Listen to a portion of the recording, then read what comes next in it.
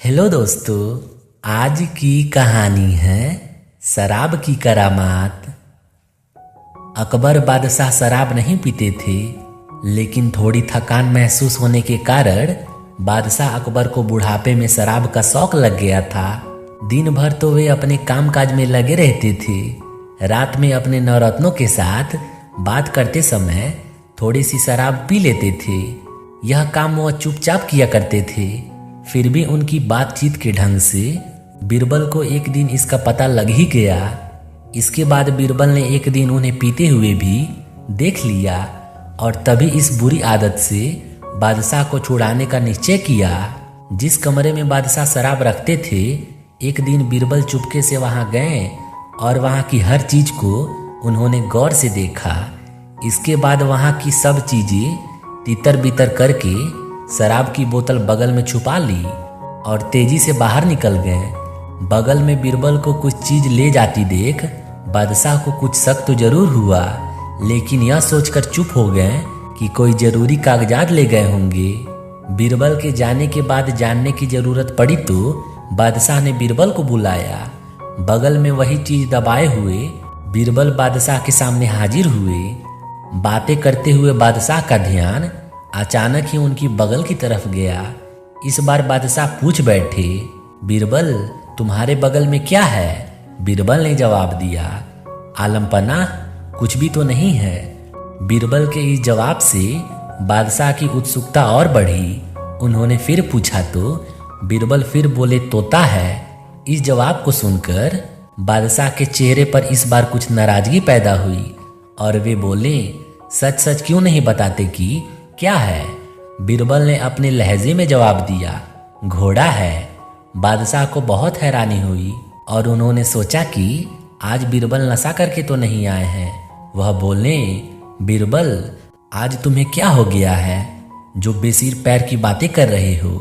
ठीक क्यों नहीं बताते? इस बार बीरबल ने कहा, हुजूर हाथी है। बादशाह ने अब तक तो सब बातें हंसी में टाल दी थी, किंतु अब उनकी नाराजगी की कोई सीमा ना रही।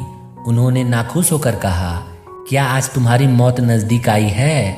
यह सुनकर बीरबल बोले, गधा है। इस बार बादशाह को पूरा यकीन हो गया कि कोई धमकियों से काम नहीं चलेगा, इसलिए बीरबल से सहज भाव से पूछना उचित है।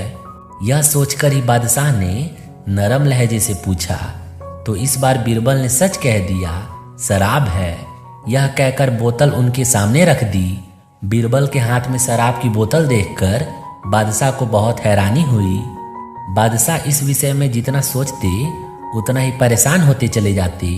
फिर बादशाह सोचने लगे कि आज बीरबल होश में नहीं है, इसने अवश्य शराब पी है।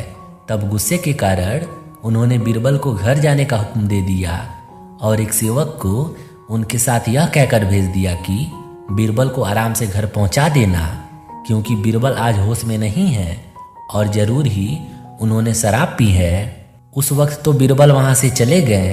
दिन भर वे घर में रहे। शाम के वक्त जब नवरत्न बैठे तो वे भी आकर उन्हीं में बैठ गए। बादशाह ने बीरबल को देखकर पूछा, तबीयत तो ठीक है? बीरबल बोले, मेरी तबीयत खराब कब थी? यह सुनकर बादशाह बोले, तबीयत खराब ना होती तो क्या शराब की बोतल बगल में दबाकर पूछने का जवाब देते कि तोता है, घोड़ा है, हाथी है, कुछ नहीं है। बीरबल ने अच्छा अवसर हाथ में आया देखकर कहा, जहाँपना उस वक्त तो मैं बेहोश था, मैंने शराब पी थी। मैंने जो कुछ भी कहा था वह 16 आने सच था। जरा आप भी गौर फरमाए। पहले जब आपने मुझसे पूछा कि बगल में क्या है, तो जवाब में मैंने कहा कुछ नहीं। यह बात सच ही है कि शराब का पहला प्याला पी जाने के बाद आदमी को कुछ भी मालूम नहीं होता, लेकिन दूसरा प्याला पीते ही उसकी जुबान तुतलाने लगती है।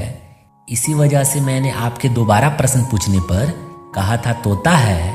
फिर शराब का तीसरा प्याला पीते ही शराबी घोड़े की तरह हिनहिनाने लगता है, इसलिए आपकी तीसरी बार प्रश्न पूछने पर मैंने घोड़ा कहा था।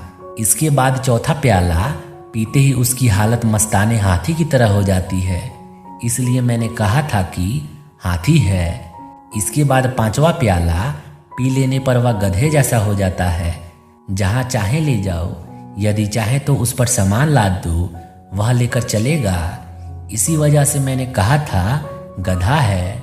अब छठा प्याला पीते ही आदमी अपने होश खो देता है, इसलिए मैंने आखिर में बोतल ही हुजूर के सामने रख दी। सुना है इस बोतल में 6 पहले शराब होती है, जिसको पीने से असर भी अलग अलग होता है। बादशाह यह सुनकर बेहद खुश हुए। इस वक्त उनको शराब पीने की तलब हुई, क्योंकि इसी समय में शराब पीते थे। जैसे ही वह अपने कमरे में गए जहाँ पर वह शराब रखते थे, तो देखते क्या है कि वहाँ की सारी चीज़ें इधर उधर बिखरी पड़ी है और बोतल गायब है। अब तो बादशाह अकबर समझ गए कि बीरबल को यह बात मालूम हो गई थी, और इसलिए छिपे तौर पर उन्होंने मेरे हित के लिए मुझे चेतावनी दी है। तब से बादशाह अकबर ने शराब पीनी बिल्कुल ही छोड़ दी। धन्यवाद दोस्तों।